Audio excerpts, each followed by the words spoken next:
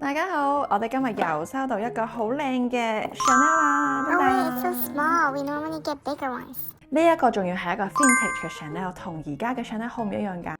Honestly, if you told me this was made today, I would believe you. 呢個呢其實係大概8990左右出嘅一個 mini Chanel 啦。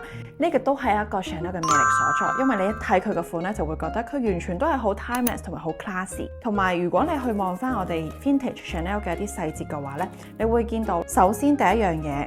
五金嘅位置 hardware 非常之金，同而家嘅 Chanel 對比嘅話咧，其實而家 modern 嘅 Chanel 咧係冇以前 vintage Chanel 嗰個 hardware 咧咁金色嘅。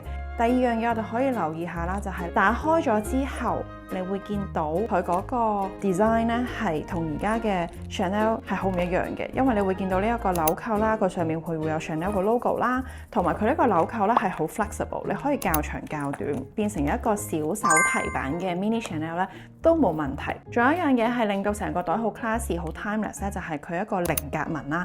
呢一個菱格紋咧係由 Chanel 設計咗相思 logo 到而家咧，佢繼續都係沿用緊呢個菱格紋，所以你幾時買 Chanel， 幾時去用 Chanel 都好咧，都係完全好似冇時間嘅限制。